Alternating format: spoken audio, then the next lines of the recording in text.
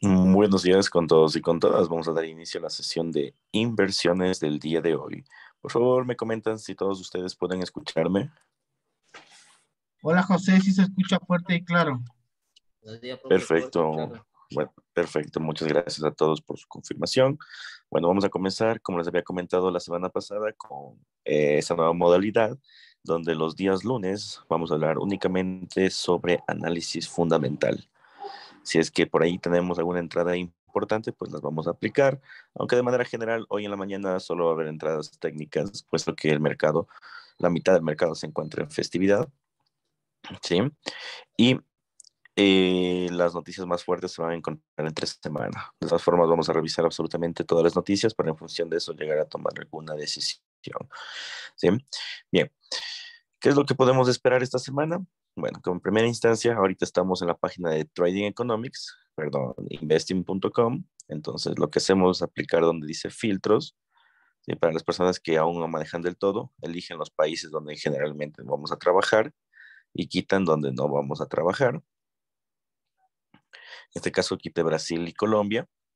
Colocamos en este caso seleccionar todos, que son todas las noticias más importantes que mueven el mercado, y nos vamos donde dice 2 y 3.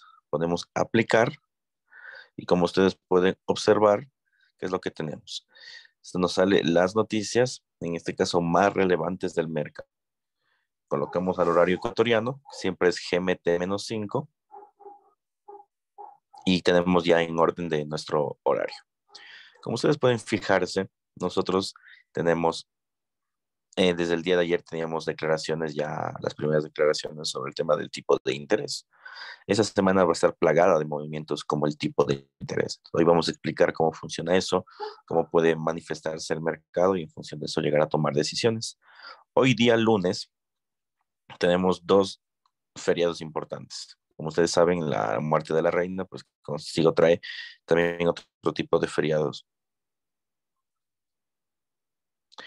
Y tenemos aquí un festivo bursátil y más adelante, cuando ya se presenten los respetos mayores, básicamente, vamos a tener otro feriado. En este caso tenemos un feriado como festivo bursátil y en Japón también tenemos otro feriado como tal.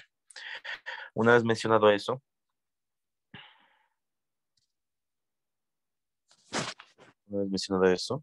vamos a observar que tenemos más adelante en las 8:30 actas de la política monetaria del Banco Central de Australia. ¿Sí? Como ustedes pueden observar, estas actas nos van a manifestar si es que el mercado como tal puede generar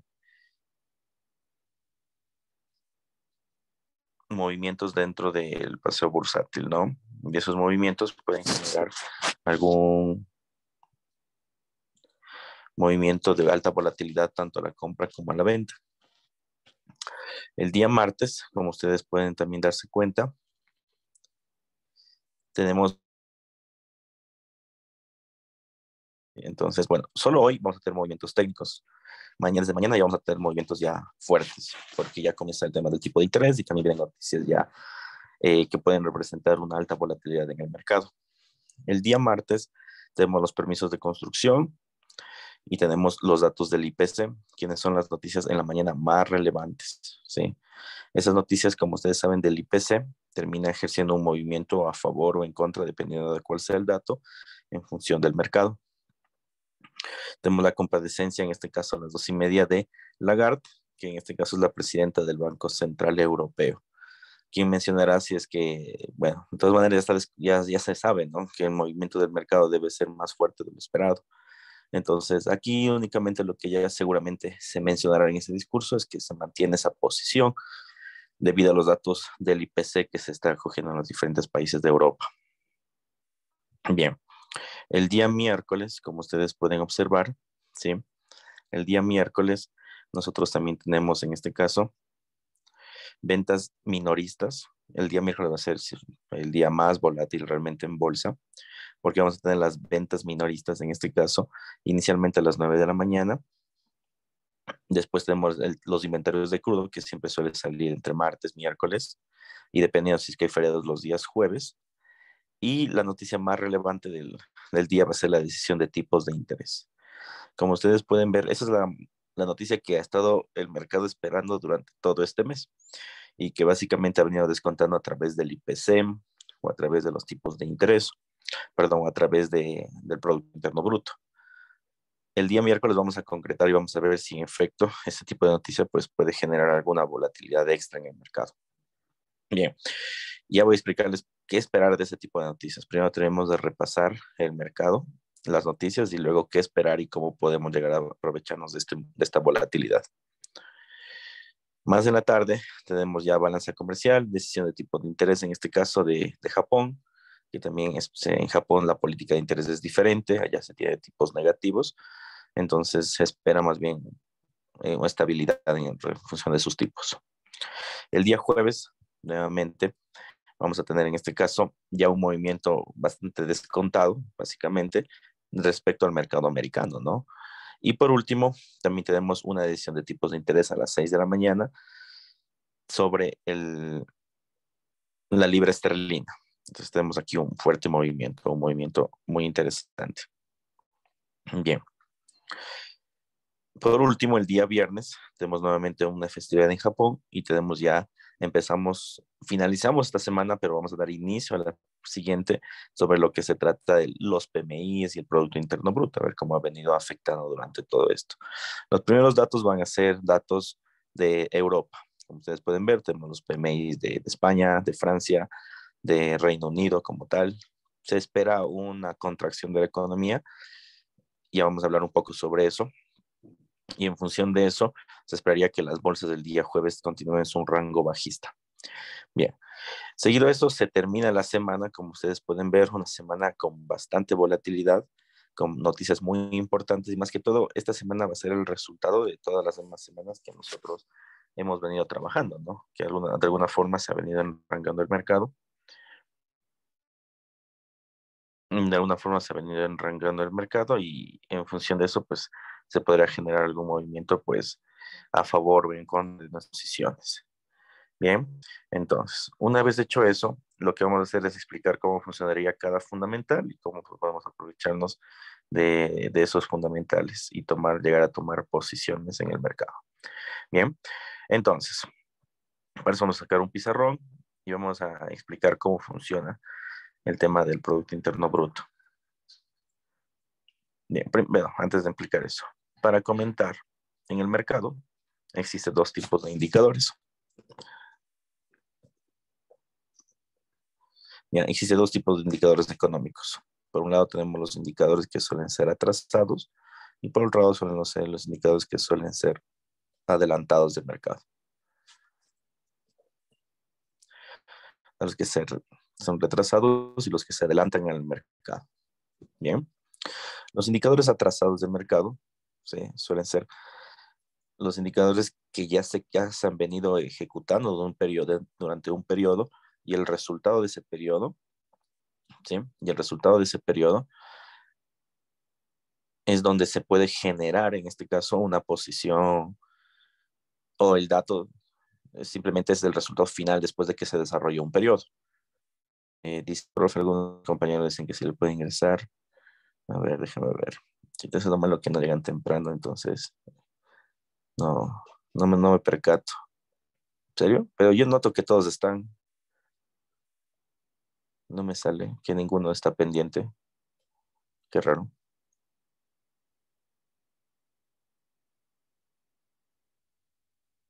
Bueno.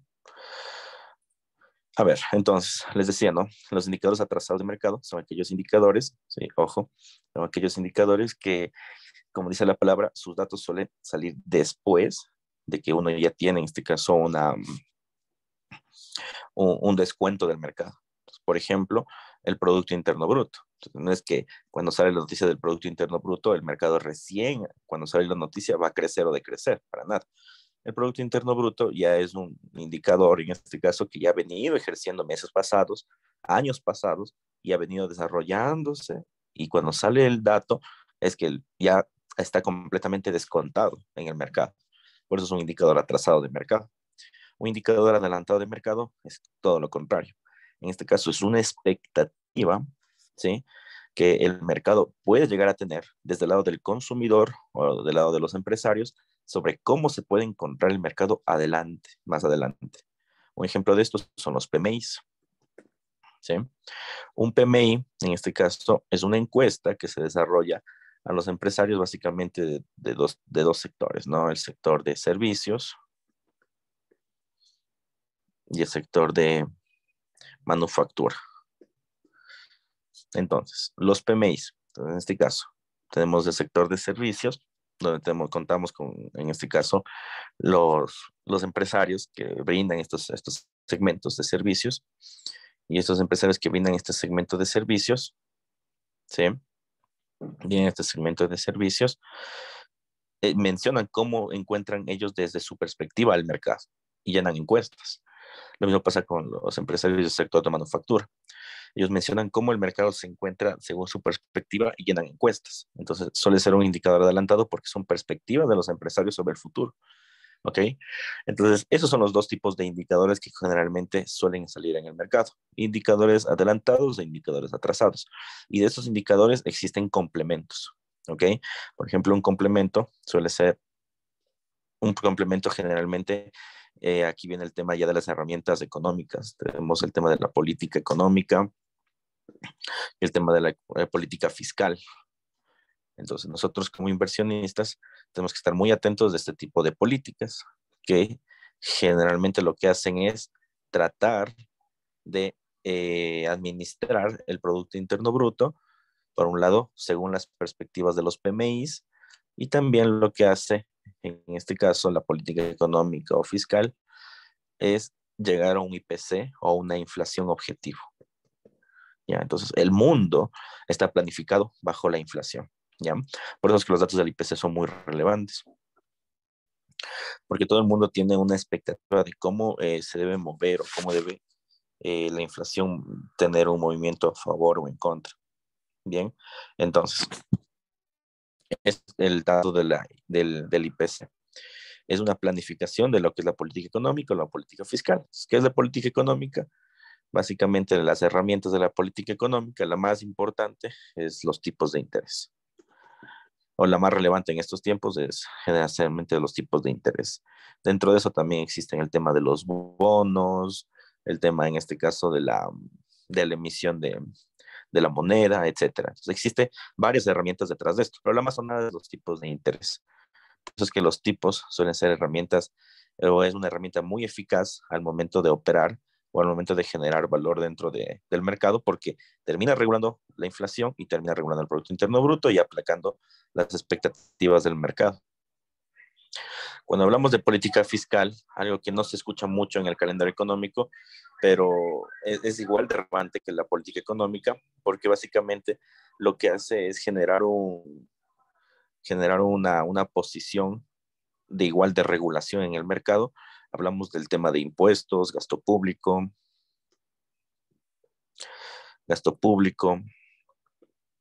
y etcétera, ¿no?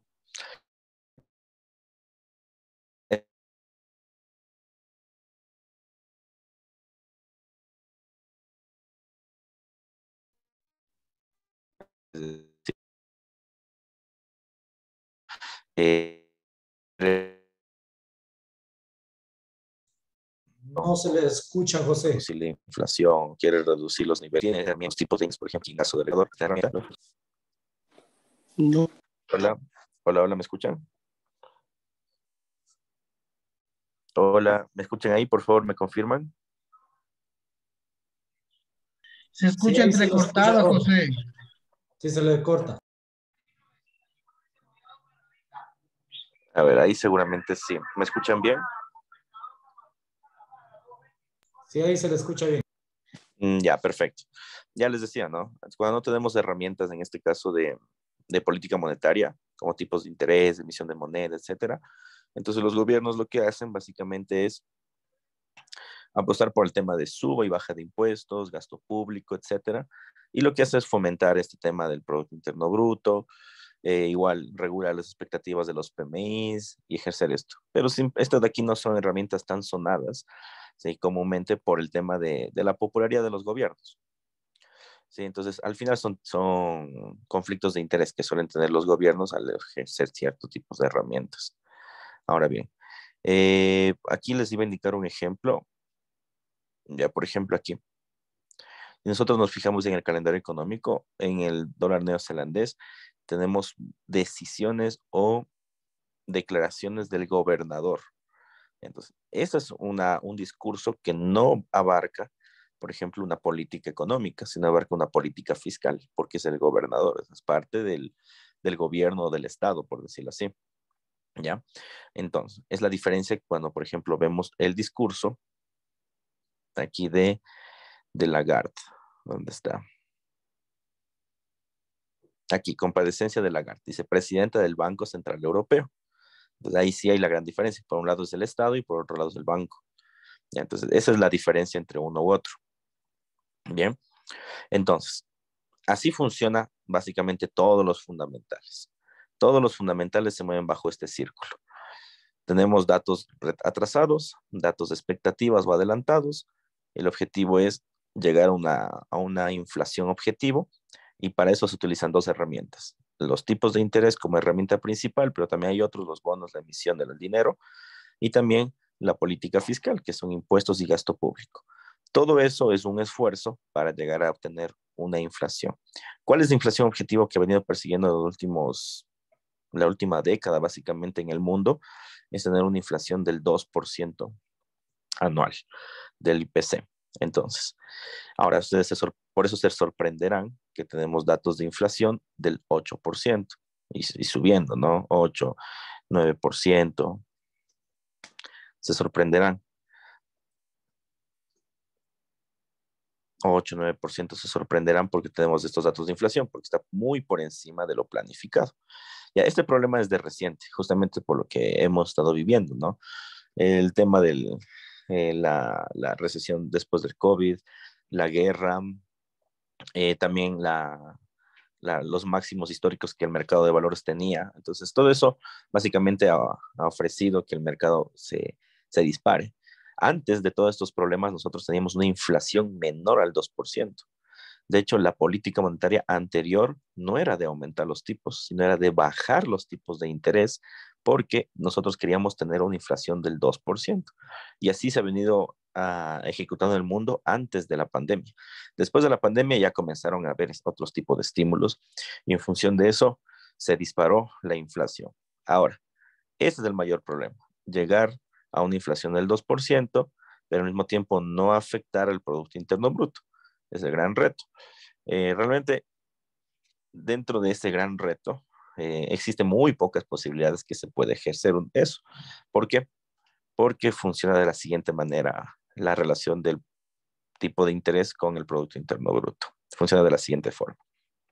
A ver, generalmente los tipos de interés se van a mover en función de el Producto Interno Bruto y el IPC. Estoy ahorita haciendo una curva de cómo se mueve la economía. Entonces, teóricamente así se mueve el Producto Interno Bruto. Digo teóricamente porque no es tan lineal, ¿no? No es tan así como podemos ver, pero eso es el Producto Interno Bruto. Entonces, en el Producto Interno Bruto tenemos datos de crecimiento de mercado, estancamiento, recesión, caídas, estancamiento en este caso de mercado y caídas o recesiones. Recesiones en la parte inferior, ¿ya? Los tipos de interés para llegar a una inflación del IPC o para llegar al IPC objetivo, entonces el IPC es el objetivo, ¿no? Lo que hacen los tipos es impulsar o desacelerar, en este caso, el Producto Interno Bruto. Es lo que hace. Entonces, un tipo, pongámoslo aquí, pongamos como ejemplo, un tipo de interés, pongámosle como I, digamos que estaba en un valor del 2%, me invento, y el tipo de interés en un 2%. ¿Qué significa que el tipo de interés esté en el 2%? Ya, este es un valor referencial para que los bancos emitan préstamos, por ejemplo. ¿Ya? Entonces, los bancos en referencia pueden emitir préstamos del 2% con variaciones, ¿no? Ahora, ¿pero qué pasa si es que el banquero central determina que el tipo de interés ya no va a ser el 2%, sino va a ser el 5%? Como ustedes pueden ver, incrementó el tipo, ¿no? Del 2 al 3 hubo un incremento del 3%. ¿Qué significa? Que el préstamo se hace más costoso. Como el préstamo se hace más costoso, disminuye la cantidad de personas que quieren adquirir un préstamo. ¿Por qué? Porque es mucho más caro endeudarse. Entonces, generalmente la deuda, ¿sí?, se utiliza también para consumir. Por eso es que existe el préstamo de consumo. Aquí en el Ecuador el préstamo de consumo es del 16,5%. En otros países no llega a esa cifra tan elevada, ¿sí? Pero también existen ese tipo de préstamos de consumo, es decir, sacas un préstamo para viajar o comprarte un auto, una casa, o sea, para consumir. ¿Ok? Entonces, como se elevó el tipo de préstamo, el consumo tiende a caer. Y como tiende a caer, el Producto Interno Bruto tiende también a caer. Porque el consumo es parte de lo que se representa en el PIB. ¿Ya? Entonces, cuando uno aumenta el tipo de interés, el Producto Interno Bruto cae o la economía tiende a contraerse. Claro, la inflación también tiende a contraerse, porque como se disminuye el consumo, los precios también tienden a controlarse, ya porque ya no hay tanta demanda como antes, entonces se tiende a controlar los precios. Entonces, si notas tú, tenemos una caída del IPC, ¿ok? Una caída del IPC, pero también tenemos una caída del Producto Interno Bruto. Entonces, eso es lo que puede pasar. Ahora, ¿cuál es el problema? El problema es que el IPC no solo se está aumentando porque existen fenómenos internos dentro de la economía, sino existen fenómenos externos. Por ejemplo, el tema de Rusia con Ucrania. Entonces, las restricciones a Rusia no son algo que afecta, no es algo que afecta a Rusia, también es algo que afecta a Estados Unidos y a todo el mundo. El gas ruso es algo que termina afectando a toda la Unión Europea, porque él es el mayor proveedor de ese sector. Entonces, como puedes ver, hay factores externos. ¿De qué sirve aumentar el tipo de interés? Sí, claro, vas a tener una contracción dentro de la economía porque te va a servir la herramienta, pero siguen existiendo factores externos. Eso hace que el IPC, por algún lado, no caiga como debería, ¿ya? O en algunos casos, como la semana pasada, aumente. Entonces, los banqueros centrales lo que quieren hacer en este caso es, bueno, si está aumentando el IPC de una manera muy fuerte, pues yo aumento más fuerte los tipos. Y eso hace que la economía siga contrayéndose, pero el IPC aún no se arregle del todo. Y ese fenómeno se llama estanflación. La estanflación significa un mundo donde existe tipos o inflaciones elevadas, como las que estamos presenciando, y contracción económica. Oficialmente no existe aún el dato del Producto Interno Bruto para saber que hay una segunda contracción, oficialmente, ojo, pero ya dentro de nuestra realidad ya está pasando. Justamente el dato elevado del IPC de la semana pasada confirmó que el mercado aún le afecta de una manera, digamos que anormal, el movimiento externo de la guerra y otros factores más. ¿Ok? Entonces, así funciona. Ahora, ¿qué pasa? Digamos que ya se supera el tema exterior y las economías comienzan a recuperarse. Los tipos de interés, en ese caso, lo que tienen que hacer es bajar. Entonces ya no te va a valer un tipo de interés el 5%, sino se baja, yo que sé, al 3%. Entonces, como bajó el tipo de interés del 5 al 3, el préstamo es mucho más económico. Como es más económico, las personas tienden a endeudarse. Como tiende a endeudarse esto, ¿qué sucede? El mercado comienza a subir. ¿Ya? ¿Por qué? Porque existe más consumo. Y así se planifica básicamente la economía según los tipos de interés. De igual forma, el IPC debería estar ya controlado para comenzar a tener valores, en este caso, un poco más elevados. Porque si existe más demanda, pues podría existir una mayor competitividad entre los precios. ¿Ok? Así funciona el mercado. ¿Ya? Ahora, detrás de esto, ¿qué tiene que ver los PMIs? Se preguntarán, ¿no? Bueno, porque ya nos dijimos que, por un lado, están los adelantados y por otro los atrasados. Y ese es un dato atrasado. ¿Ya? Entonces, así se gestiona un dato atrasado. Pero ¿cuál es la relación con el PMI? Ya, el PMI, vamos a abrir un PMI para eso, tiene una relación de expectativas. Entonces, vamos a encontrar un dato de PMI que dijimos la última semana. A ver, PMI de Reino Unido. Y aquí tenemos el PMI manufactura, servicios y el compuesto. Vamos a tomar el compuesto. Bien, entonces, ¿qué tenemos aquí? El PMI, como les había anticipado, son encuestas que se hacen a los empresarios. Entonces, ¿qué tenemos aquí? Si ponemos de 50, ya. Y hay que siempre trazar una línea así. Perfecto. Entonces, ¿qué podemos observar? Primero, los PMIs siempre deben estar por encima de 50 todo el tiempo. ¿Ya? ¿Qué significa eso? Que esté por encima de 50 significa salud o expectativas positivas dentro del mercado. ¿Ok? Eso significa. Y segundo, los PMIs, al igual que el mercado, tienen que tener tendencias. Es decir, un PMI tiene que mantener una tendencia alcista o una tendencia bajista y eso es lo que determina la suba o la baja del mercado. ¿Ok? Entonces, si nosotros nos fijamos en ese dato del PMI, está por encima de 50. ¿Ya? Pero si nosotros también nos fijamos, ¿cuál es la tendencia? Es bajista. ¿Qué implica esto?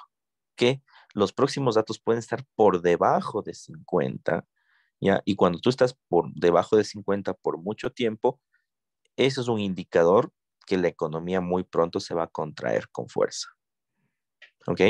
¿Cuándo pasó esto? En el tema del COVID, ¿no? Aquí teníamos, esto venía de una curva bajista y teníamos ya algunos PMIs jugueteando con el punto 50, caída 50, y después cayó con fuerza cuando vino el tema de 2020 con el tema de coronavirus, ¿no? Entonces, esa es la interpretación. Básicamente, ¿cómo te puede ayudar a planificar esto? Bueno, generalmente esto sirve para planificar carteras de inversión de largo plazo. Cuando tú estás invirtiendo en el largo plazo y te detectas que hay un PMI, que en este caso compuesto, que está cayendo, significa que muy pronto la economía se va a contraer. Por ende, no es buena idea comprar acciones, sino más bien o shorteas acciones, shortear significa vender, o simplemente se esperas a que pierdan mayor valor, porque cuando pierde mayor valor, en este caso la acción, comprarías a un precio bastante depreciado y ahí es donde comienzan a ejercerse o acumularse las grandes fortunas. Lo mismo pasa con el mercado cripto, ¿no? El mercado cripto tiene una acumulación, una capitalización de mercado y esa capitalización de mercado se va contrayendo. Por ejemplo, no sé si se acuerdan ustedes, hace unos meses teníamos Bitcoin en 24,000, 25. Hoy amaneció en 18, 5, o sea, 18,500. Subió hasta 18,800, se espera que suba a 19,500 y luego que caiga nuevamente hasta los 15,000. Entonces, es por justamente estas contracciones económicas. Ahora bien, ¿cuál es la relación con el Producto Interno Bruto? Pues la siguiente. Si ya sabes que va a haber una contracción económica, te está anticipando que lo que les decía hace un momento, ¿no? Los tipos de interés están acortando el Producto Interno Bruto para que exista esta denominada estanflación. En otras palabras, los mercados, fundamentalmente hablando, se están preparando para un cash los próximos meses o a más tardar en 2023. Eso es lo que está pasando en el mundo actualmente. Entonces, una vez entendido los fundamentales de lo que está sucediendo, para eso ya vienen las posiciones en trading, ¿no es cierto? Vamos a interpretar unas cuantas antes de que se termine la sesión y las demás vamos a dejarla entre semana porque siempre revisamos fundamentales en las noches y en las mañanas, ¿no? Entonces, primer fundamental que sería tomar en cuenta para entenderlo. A ver, primero vamos desde un inicio, ¿no? Después nos vamos a los más fuertes. Hoy no hay fundamentales fuertes, entonces hoy no vale la pena hacerlo. Mira, dato del IPC, en este caso de Canadá. ¿Qué se esperaría?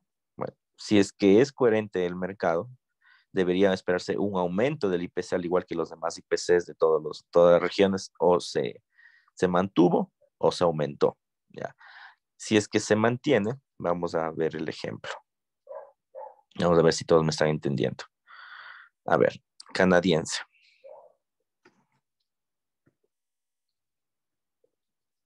Ya, dólar canadiense.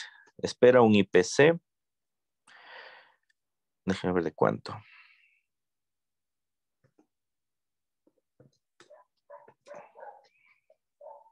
Déjenme solo checar de cuánto más es.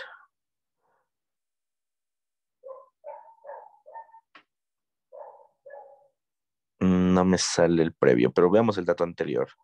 6,1%. 6,1%. Ese es el IPC. ¿Ok? El anterior. Ya. Si es que sigue la lógica de que aumenta la inflación, en este caso, digamos que es del 7%, termina aumentando al 7%. Es bastante elevado, pero solo es un ejemplo, ¿no? 7%. Ya.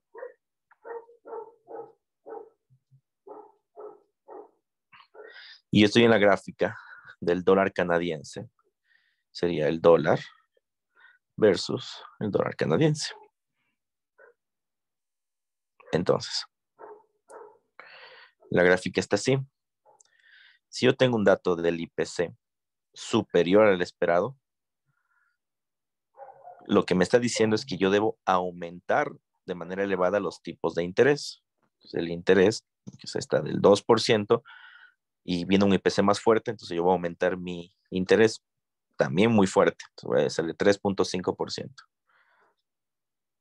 Bien. Si aumento mi tipo de interés, significa que la divisa, el canadiense, porque estoy en Canadá, se va a aumentar de valor. Como se aumenta de valor, esta gráfica de acá debería ser una gráfica de caída o de venta. ¿Sí? ¿Por qué? Porque básicamente estamos trabajando con este tipo de cambio donde el canadiense es una divisa seguidora, no es una divisa cabecera. ¿Sí? Así funcionaría este fundamental. Entonces, en otras palabras, si tenemos un IPC más fuerte de lo esperado, eso implica que el tipo de interés probablemente suba muy fuerte y eso implica que la divisa o el canadiense se aprecie. ¿Ok? Así funcionaría. ¿Se comprendió esta parte, por favor?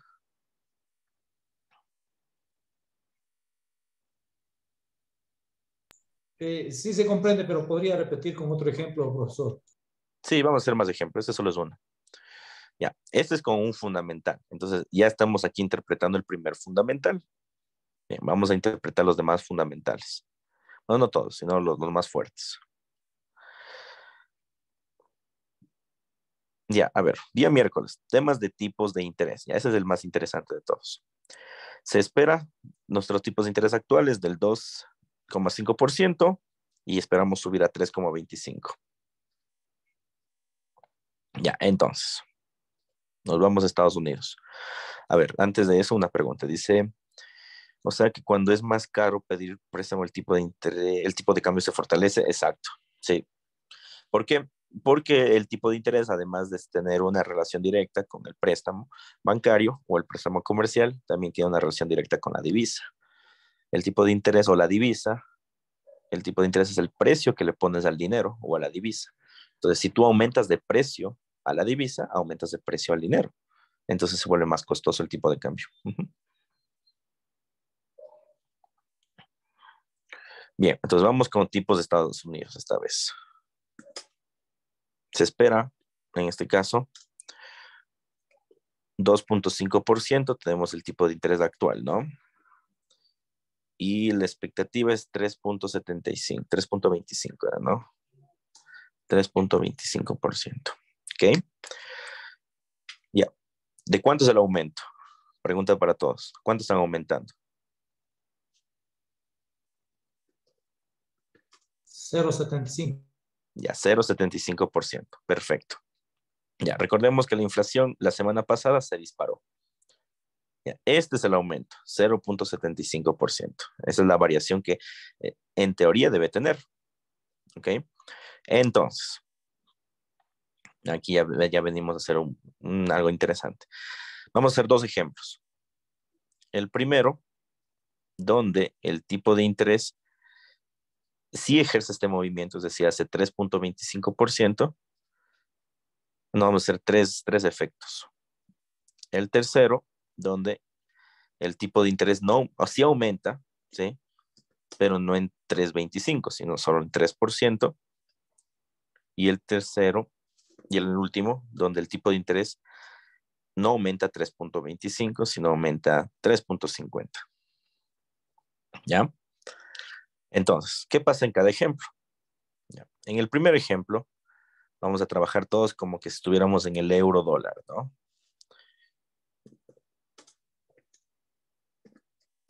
Ya, estamos en el euro dólar. Entonces, tenemos movimiento del euro dólar así, pongámoslo como ejemplo, ¿no? En el primer ejemplo, si es que suben 0,75%, que es una medida agresiva, ¿qué creen que pase con el euro dólar? ¿Que caiga o que suba? Que caiga. Ya, perfecto. Cae porque Cae. está cumpliendo las expectativas y es una medida agresiva. Cae. Ya, muy bien. Segundo, ¿qué pasa si es que en el segundo ejemplo vamos, ¿no? De 3.5% sube a 3% y su expectativa 3.25. ¿Qué creen que pase con el euro dólar?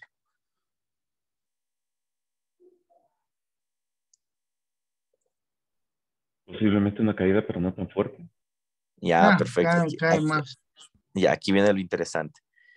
Ya, teóricamente, por eso es súper bacán el mercado de valores. Teóricamente debe caer, porque igual está aumentando el tipo de interés, pero el mercado no lo va a ver así. ¿Por qué? Porque el mercado dice, a ver, si están siendo muy agresivos por un IPC y en teoría deben ser muy agresivos también en el tipo de interés, no están siendo tan agresivos al aumentar al 3%. Significa que ellos saben que la economía se está recuperando. Como ellos saben que la economía se está recuperando, entonces este dato de una menor, en este caso, este dato de un menor tipo de interés que lo ofrecido, lo van a tomar como una buena noticia y el mercado sube. Ya en vez de caer. Me hice entender en esta parte.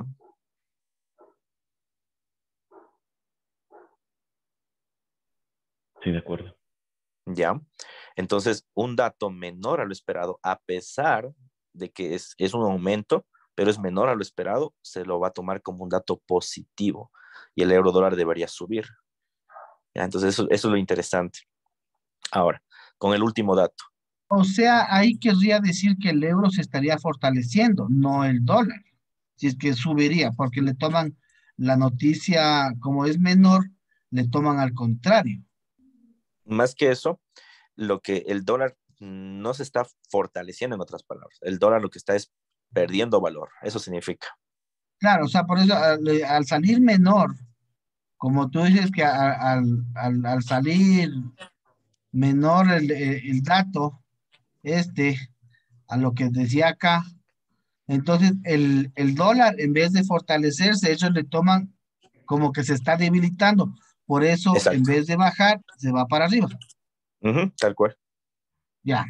Ujú. Dice, y si la divisa es contrario, dólar contra euro, ¿qué sucede? Bueno, no hay ese tipo de cambio así de indirecto, ¿no? En el mercado de Forex, pero en mercados bancarios sí hay. Sí puede existir. Entonces, el ejemplo es válido. A ver, ¿cómo funcionaría en ese caso? De la siguiente forma. Si estamos en el dólar contra el euro, digamos que está así, ¿ya? El dólar perdería posiciones, ¿ya? ¿Por qué? Porque se está en este caso debilitando, caería. Ahí debería ser a la caída, ¿sí? Ese sería el caso. Bien, y vamos con el último ejemplo. Si es que se aumenta, que esto también es una posibilidad, de hecho se está hablando mucho de que no aumente el 0,75, sino aumente el 3,5, que sería un aumento del 1%, ¿qué creen que pase? Caída fuerte. Exacto, esta sería una caída sorpresa, el mercado se infartaría, es decir, el mercado haría una caída tipo cash, las acciones tendrían que caer de una manera muy elevada, el tipo de cambio una manera muy elevada, las criptos de una manera muy elevada, todo debería caer de una manera sorpresiva. Algo parecido con los datos del IPC. No sé si recuerdan cuando la semana pasada que vimos las noticias del IPC, que el mercado se infartó. Ya, algo parecido a eso se esperaría si es que aumenta el 1%. Bien, ya, entonces así funciona el tema de los tipos de interés. Ojo, así funciona en este contexto en el que estamos viviendo. ¿Ya?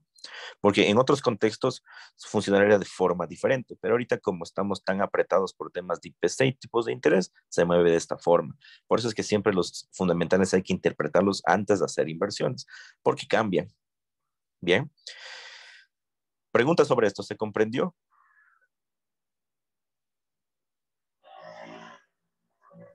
¿Sí? Sí.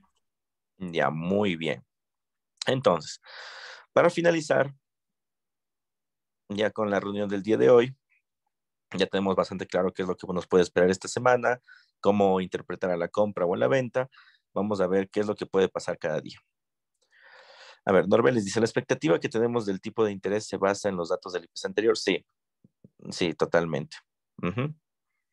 Si hay un descuento del tipo de interés que es más elevado de lo esperado, ¿qué significa?